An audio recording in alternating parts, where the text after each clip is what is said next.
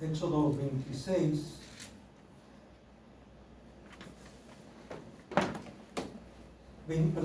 Es 25, del 17 al 22. Éxodo 25, 17 al 22.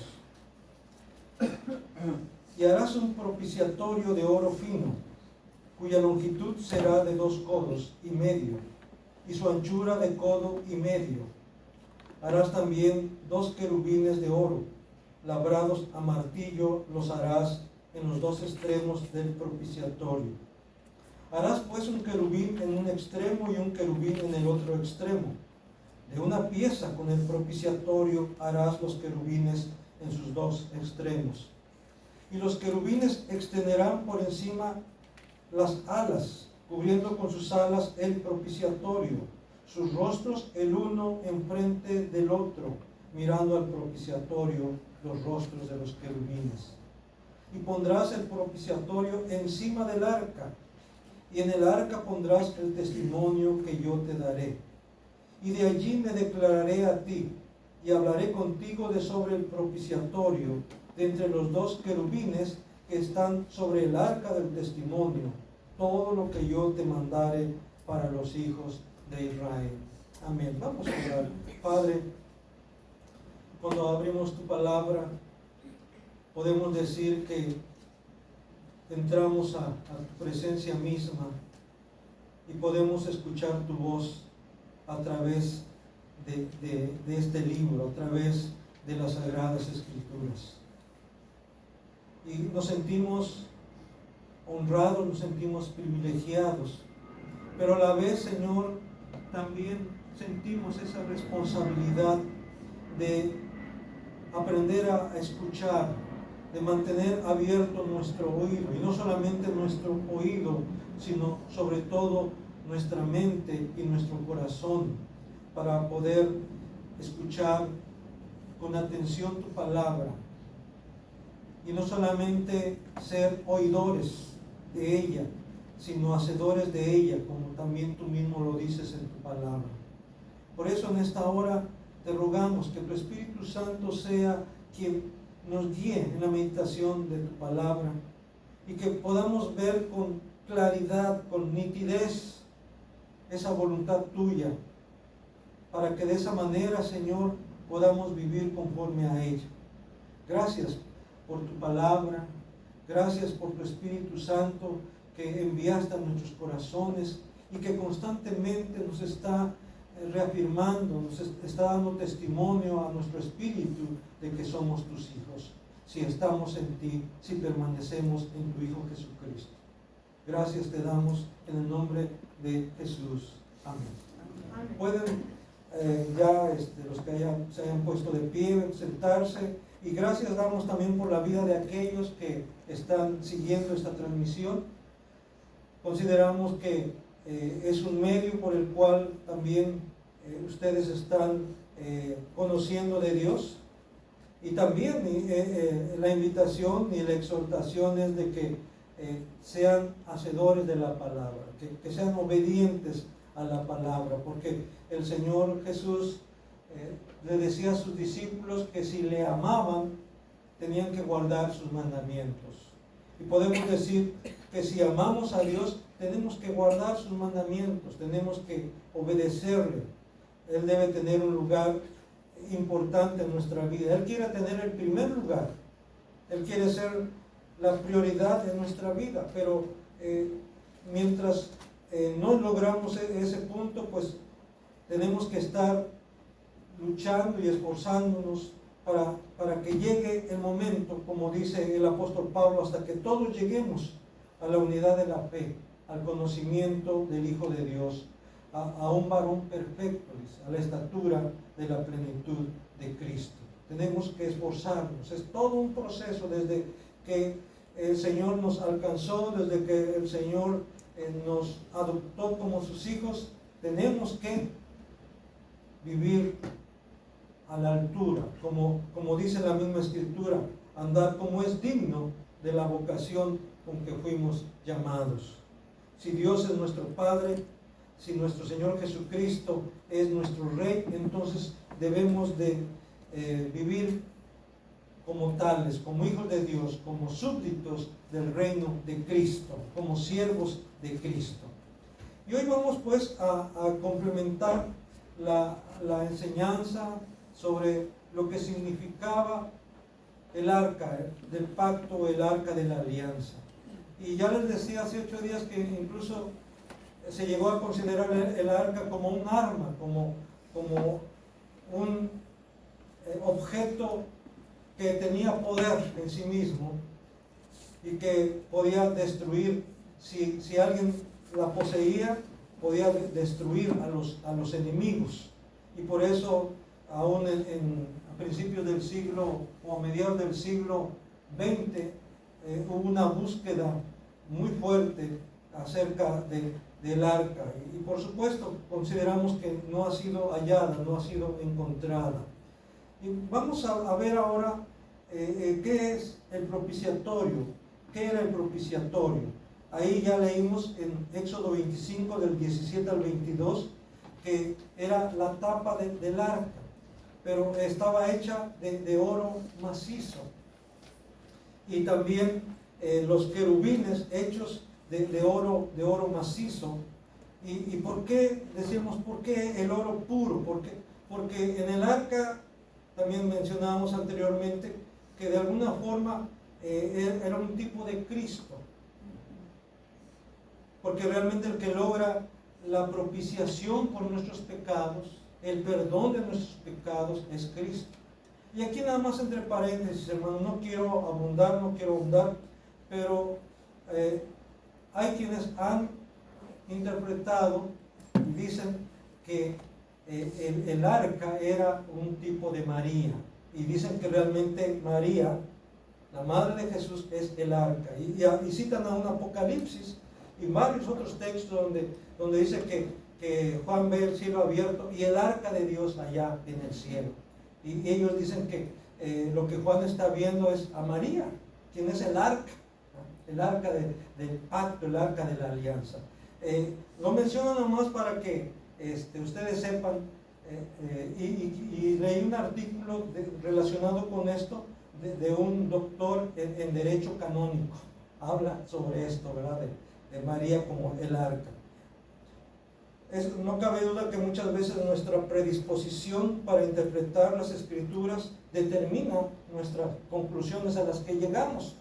Por eso es importante, hermanos, que nos liberemos de prejuicios, de predisposiciones, y le pidamos a Dios, le pidamos al Espíritu Santo que nos guíe en la interpretación de su palabra. Porque dice claramente que el Espíritu de verdad es el que nos va a guiar a toda verdad.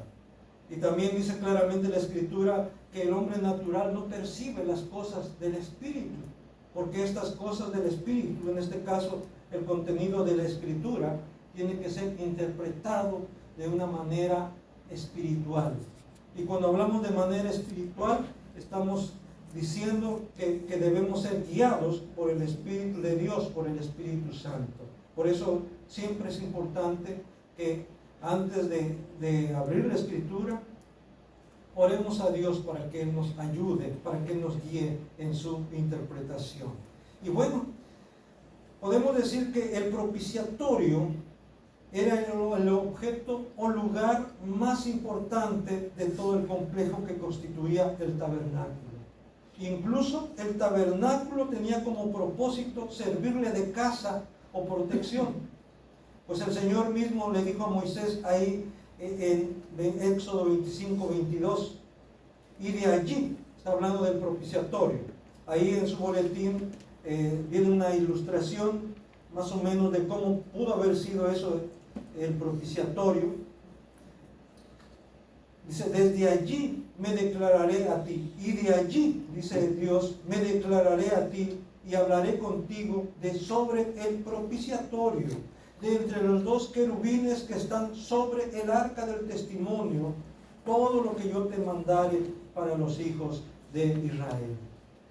Y hermanos, el propiciatorio está íntimamente ligado al día de la expiación, al día en que una vez al año el sumo sacerdote entraba al lugar santísimo, a donde estaba el arca del pacto, en donde estaba el propiciatorio, y ahí tenía que ofrecer sangre en propiciación.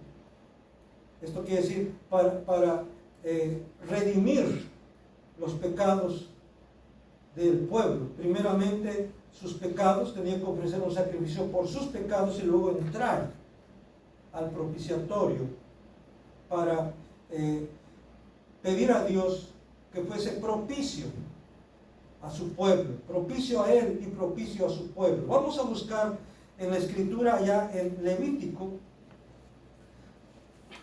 capítulo 16. Levítico, uno de los principios de la hermenéutica bíblica es que la escritura interpreta la escritura. La escritura se interpreta a sí misma. Y dice ahí en Levítico 16, del versículo 11 al 17, dice así: y hará traer Aarón el becerro que era para expiación suya, y hará la reconciliación por sí y por su casa, y degollará en expiación el becerro que es suyo. Después tomará un incensario lleno de brasas de fuego del altar de delante de Jehová, y sus puños llenos de perfume aromático molido, y lo llevará detrás del velo, y pondrá el perfume sobre el fuego delante de Jehová, y la nube del perfume cubrirá el propiciatorio que está sobre el testimonio, para que no muera. Tomará luego de la sangre del becerro y la rociará con su dedo hacia el propiciatorio al lado oriental. Hacia el propiciatorio esparcirá con su dedo 7 veces de aquella sangre. Después degollará el macho cabrío en expiación por el pecado del pueblo, y llevará la sangre detrás del velo adentro, y hará de la sangre como hizo con la sangre del becerro, y la esparcirá sobre el propiciatorio y delante del propiciatorio. Así purificará el santuario a causa de las impurezas de los hijos de Israel, de sus rebeliones y de todos sus pecados. De la misma manera hará también el tabernáculo de reunión, el cual reside entre ellos en medio de sus impurezas. Ningún hombre estará en el tabernáculo de reunión cuando él entre a hacer la expiación en el santuario, hasta que él salga y haya hecho la expiación por sí, por su casa y por toda la congregación de Israel. Ahí vemos que entonces Aarón, el sumo sacerdote, podía entrar solamente una vez al año atrás del velo, o sea, al lugar santísimo, para hacer propiciación por el pueblo. Pero antes de hacer propiciación por el pueblo, tenía que presentar un sacrificio por sí y por su casa. Y de esa sangre que derramaba, tenía que llevarla hasta donde estaba el arca del pacto, a donde estaba el propiciatorio.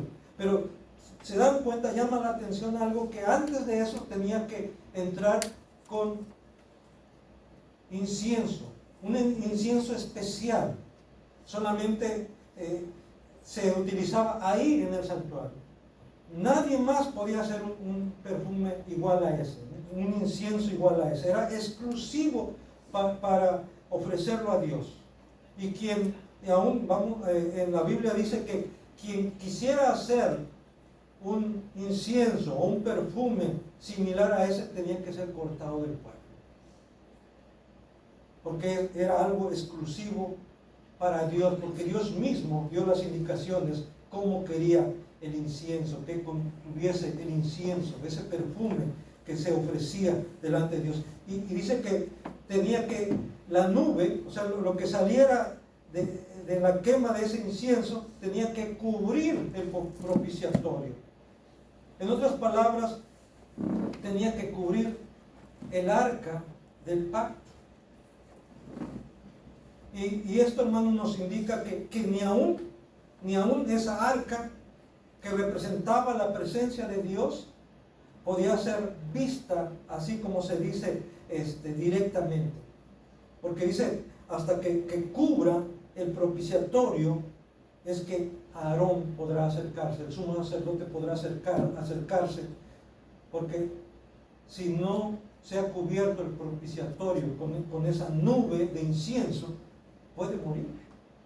Porque es una manera en que Dios también está velando su gloria. Porque ningún hombre puede ver a Dios y seguir vivo.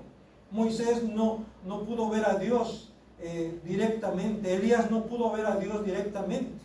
Ninguno de los profetas, ningún patriarca ha podido ver a Dios directamente. Por eso la Biblia declara que a Dios nadie lo vio jamás. El unigénito Hijo que está en el seno del Padre, Él le ha dado a conocer. Así que esto también nos indica que a Dios debemos acercarnos con respeto, debemos acercarnos, sí, con confianza, definitivamente sí, con confianza, pero a la vez con respeto, con humildad, porque estamos ante la divina majestad, ante el omnipotente, ante el todopoderoso. Eso no debemos olvidarlo, hermanos. A veces pensamos, no, pues ya ahora tenemos entrada al lugar santísimo por medio de Cristo y ahora como si todo fuese más fácil, más light, más así en buena onda, como luego dicen, ¿no? Hermanos, tenemos que hacerlo siempre conscientes ante quién estamos. Dios es el mismo, su santidad es la misma, su demanda de justicia es la misma. Y es verdad que por medio de Cristo ahora tenemos esa libertad de acercarnos, pero una cosa es la libertad de acercarnos y otra cosa es tomarnos ciertas libertades. Tenemos que hacerlo dentro de los parámetros que Dios mismo ha determinado. Y sí, claro, con confianza. El autor a los Hebreos dice, acérquese confiadamente al trono de la gracia. Pero dentro de eso debe ser con reverencia y con humildad. También, hermanos, ahí mismo en capítulo 16 de Levítico, ahora el versículo 29 al 34, Levítico 16 del 29 al 34, dice, y esto tendréis por estatuto perpetuo. En el mes séptimo, a los 10 días del mes, afligiréis vuestras almas, y ninguna obra haréis, ni el natural, ni el extranjero que mora entre vosotros. Porque en este día se hará expiación por vosotros, y seréis limpios de todos vuestros pecados delante de Jehová. Día de reposo es para vosotros, y afligiréis vuestras almas, es estatuto perpetuo. Hará la expiación el sacerdote que fuere ungido y consagrado para ser sacerdote en lugar de su padre, y se vestirá las vestiduras de lino, las vestiduras sagradas, y hará la expiación por el santuario santo y el tabernáculo de reunión. También hará expiación por el altar, por los sacerdotes y por todo el pueblo de la congregación. Y esto tendréis como estatuto perpetuo para hacer expiación una vez al año por todos los pecados de Israel. Y Moisés lo hizo como Jehová le mandó. Ahora, hermanos, todavía actualmente ese día de la expiación se le conoce como Yom Kippur. ¿Han escuchado esto? Que dentro de los judíos, dentro del pueblo de Israel, se celebra el Yom Kippur, que es la festividad más importante, más sagrada, el día de la expiación. Y tristemente sus enemigos han aprovechado este día para atacarlo, ¿verdad? Pero el Yom Kippur es el día de la expiación. Y quiero compartir con ustedes una nota de la Biblia de Estudio Harper Caribe relacionado con el pasaje de Éxodo 25, del 17 al 22, donde habla acerca del propiciatorio. Dice así: el día de la expiación, el sacrificio de toros y machos cabríos no quitaba el pecado, según Hebreos 10:4, pues solo la muerte de Cristo en la cruz puede hacer eso. Pero antes del Calvario, la redención era posible. El sistema de sacrificios en el Antiguo Testamento permitía al hombre mostrar su fe, de modo que sus pecados estaban cubiertos en atención a la futura muerte de Cristo. Cada sacrificio acompañado de fe en los tiempos precristianos estaba girado sobre la cuenta del mérito expiatorio de Cristo en el Calvario. En la época del Antiguo Testamento, el sacrificio del día de la expiación se repetía anualmente cuando el sumo sacerdote entraba en el lugar santísimo, y no sin sangre, para hacer expiación por sí mismo y por su pueblo, según Hebreos 9:7. Ya que los sacrificios eran prototipo del sacrificio final, perfecto y decisivo de Cristo, la antigua dispensación terminó con la muerte de Cristo y ya no hay más necesidad de sacrificios de animales. Hebreos 9:12 al 28. Cierro la cita. Hermanos, esto quiere decir entonces que el arca del pacto, especialmente el propiciatorio, representaba a Cristo ya en el Antiguo Testamento. Y todos los sacrificios, todos los holocaustos del Antiguo Testamento estaban prefigurando el sacrificio de Cristo. Por lo tanto, lo que hemos escuchado aquí es que los creyentes del Antiguo Testamento, empezando con Adán y Eva, por supuesto, Noé, Abraham, Isaac, Jacob, todos los creyentes del Antiguo Testamento que confiaron en Dios, que confiaron en las promesas de Dios, fueron redimidos, fueron salvos, sus pecados fueron perdonados en base a la obra de Cristo que se iba a llevar a cabo en el futuro. En otras palabras, el sacrificio de Cristo, la obra de Cristo, era el fundamento, era lo que le daba validez a todos los sacrificios del Antiguo Testamento. Por eso tenían validez, por eso tenían eficacia, no en sí mismos. No dependía de cuánta sangre derramaban, no dependía de quien presentaba el sacrificio, ni siquiera del sacerdote que presentaba el sacrificio, sino dependía de la obra que Cristo iba a llevar a cabo en el futuro, allá en Jerusalén. Allá Él ofreció el sacrificio perfecto que vino como dice ahí, ¿verdad?, a cumplir con el propósito de los sacrificios del Antiguo Testamento. Puede leer esto en Hebreos 9, del 12 al 28. De hecho, todo el libro de Hebreos gira en torno a eso, a explicar lo del Antiguo Testamento, los rituales, las ceremonias del Antiguo Testamento, y demostrar cómo estas y estos se cumplen en Cristo. Por eso ya no hay necesidad de más holocaustos, de más sacrificios, no hay necesidad de más derramamiento de sangre, porque Cristo ha cumplido. Él, así como el sumo sacerdote en el Antiguo Testamento debía entrar al lugar santísimo, no sin antes ofrecer un sacrificio por sí y su familia, no sin antes derramar sangre por sí y por su familia, Cristo derramó su propia sangre.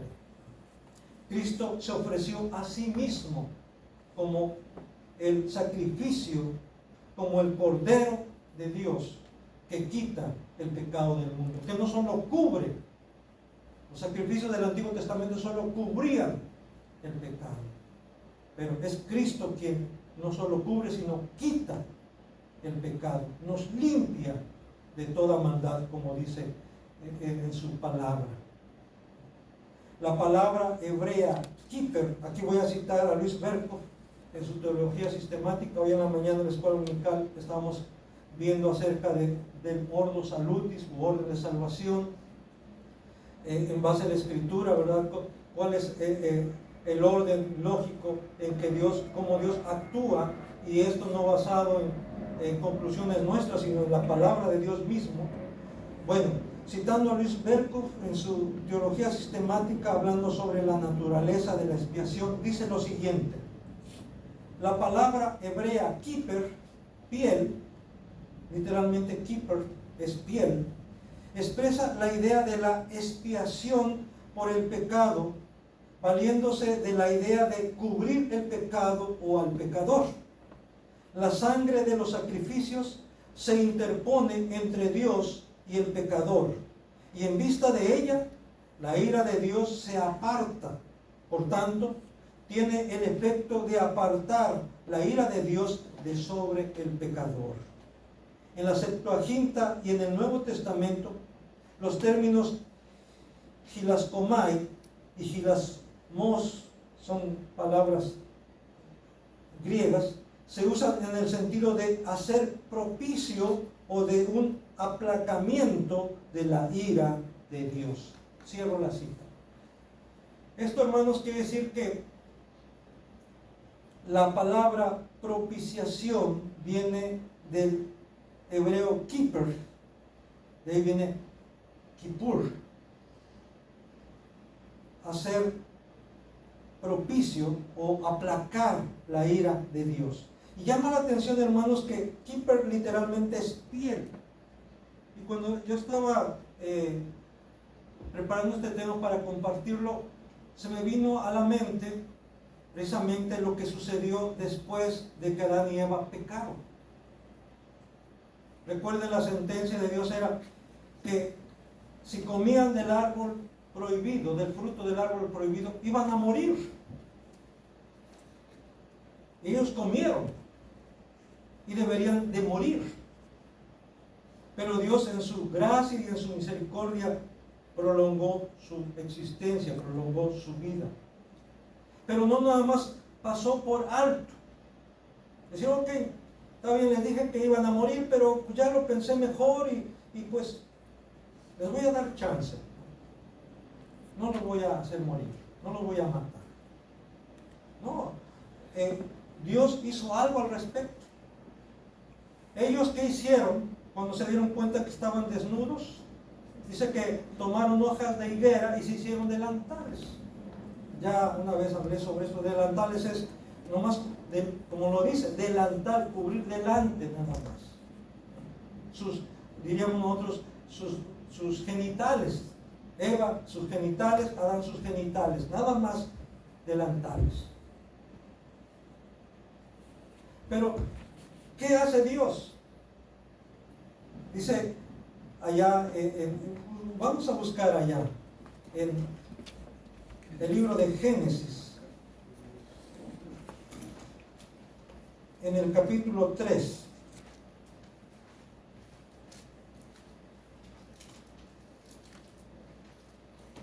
Dice en el versículo 9 de Génesis 3: mas Jehová Dios llamó al hombre y le dijo, ¿dónde estás tú?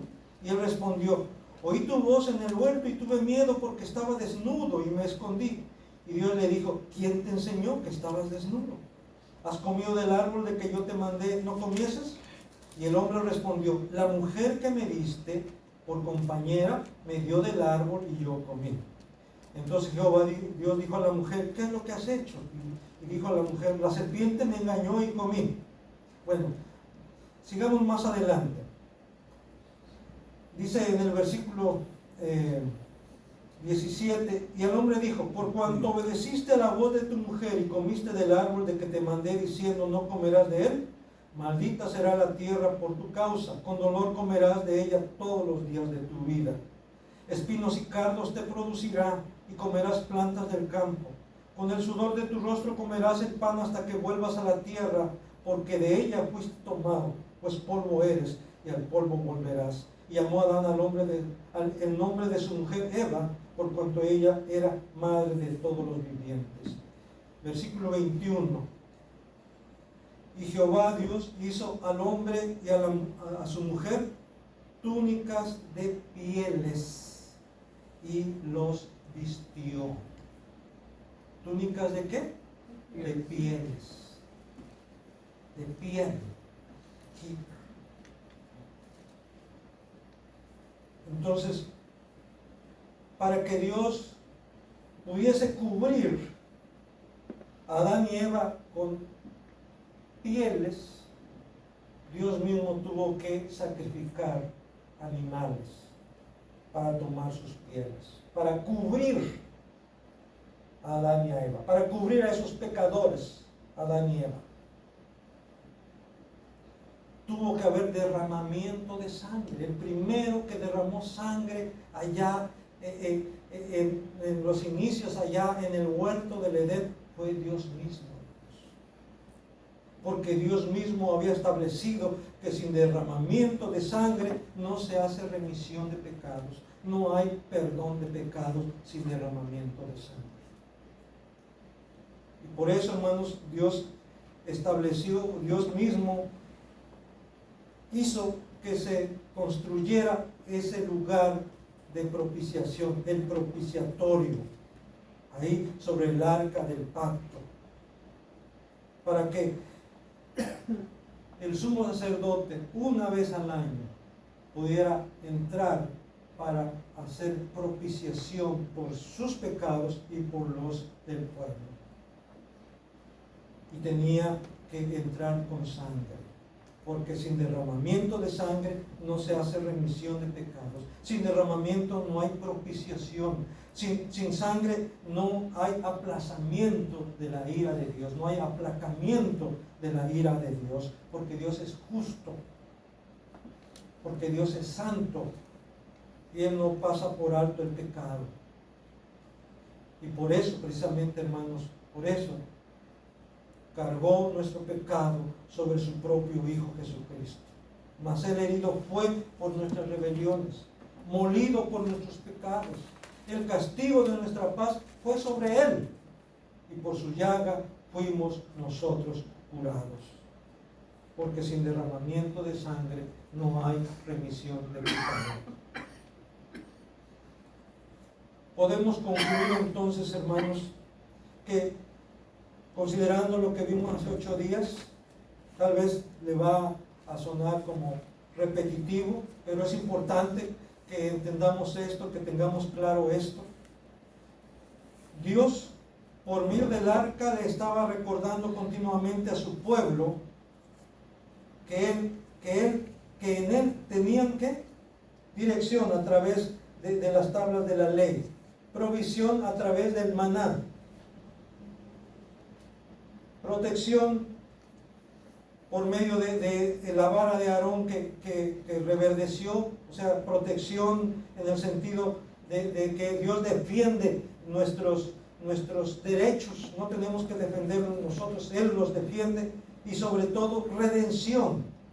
En pocas palabras, Dios le está diciendo a su pueblo, al pueblo de Israel: en mí tienen todo, en mí tienen todo. Ahora nosotros también en Cristo lo tenemos todo. ¿Qué tenemos en Cristo? Dirección, igual que el pueblo de Israel, mejor incluso. Provisión, protección, redención y vida eterna. Dice el apóstol Pablo en 1 Corintios capítulo 1, versículo 30 y 31. 1 Corintios 1, 30 y 31 dice: mas por Él estáis vosotros en Cristo Jesús. Está hablando por Él, hablando del Padre, hablando de Dios Padre. Porque como vimos hoy en la escuela dominical, ¿quién fue el que nos eligió desde el principio? El Padre. Pero lo hizo ¿qué? En Cristo, en Cristo. Y lo hizo según el puro afecto de su voluntad. Y por eso el apóstol Pablo, volviendo a 1 Corintios 1, 30 al 31, dice: mas por Él, por el Padre, estáis vosotros en Cristo Jesús, el cual nos ha sido hecho por Dios sabiduría. Fíjense lo que tenemos en Cristo. Sabiduría, justificación, santificación y ¿qué? Y redención. Para que, como está escrito, el que se gloría, gloríese en el Señor. ¿Qué es lo que tenemos en Cristo, hermanos? Todo. ¿Qué nos falta? Si en Él lo tenemos todo. Por eso, hermanos, Él quiere que solamente confiemos en Él. No es primeramente Dios o primeramente Cristo es primeramente Cristo, Cristo, Cristo. Ahora sí que emulando esa frase que dice, bueno, podemos decir, con Cristo todo y sin Cristo nada. Con Cristo todo y sin Cristo nada. ¿Por qué? Porque Él mismo dice que sin Él nada podemos hacer. ¿Por qué? Porque Él es la vid verdadera. Nosotros somos las ramas, somos los pámpanos. Separados de Él, nada podemos hacer. Una rama separada del árbol, del tronco principal, se seca, se muere y no puede llevar fruto. Así también como hijos de Dios, como creyentes, tenemos que estar unidos al tronco, unidos a Cristo, porque separados de Él, nada podemos hacer. Con Cristo todo y sin Cristo nada. En Él lo tenemos todo. Por eso decía el apóstol Pablo, todo lo puedo en Cristo, ¿qué? Que me fortalece. En Cristo, no sin Cristo, en Cristo que nos fortalece. Amén. Amén. Amén, hermanos. Quiero encargarles, por favor, que también con calma en su casa usted pueda leer el artículo que viene atrás de su boletín, que es el propiciatorio. Y es bien interesante, hermanos, cómo el autor de este artículo relaciona, fíjense, nomás así se lo voy a mencionar por los que no tienen en su poder el boletín que nos están viendo, cómo el autor de este artículo relaciona el arca con los querubines. También la función de los querubines cubriendo el propiciatorio, hermanos, era para cubrir la gloria de Dios que se iba a manifestar ahí sobre el propiciatorio. Por eso tenían que estar cubriendo el propiciatorio. Hay muchas representaciones de los querubines, ¿verdad? Pero la idea es seres alados que con sus alas cubrían, ¿verdad? Sus alas probablemente se unían en los extremos de ella cubriendo el propiciatorio y ellos mismos mirando el propiciatorio, porque era ahí donde se iba a manifestar la presencia de Dios. Porque Dios le dijo a Moisés, desde allí me manifestaré a ti, desde allí voy a hablarte, voy a decirte lo que tú tienes que comunicar a mi pueblo, al pueblo de Israel. Y lo relaciona con la tumba vacía de Cristo. Amén. Cuando a María Magdalena llega al sepulcro y ve solamente que a dos varones, a dos ángeles, a dos querubines, uno a la cabecera y el otro a los pies, donde había estado Cristo, Pero bueno, ahí lo leen, porque si no es como si les contara yo el final de la película, ¿verdad? Dios les bendiga, hermanos, que nos ayude a entender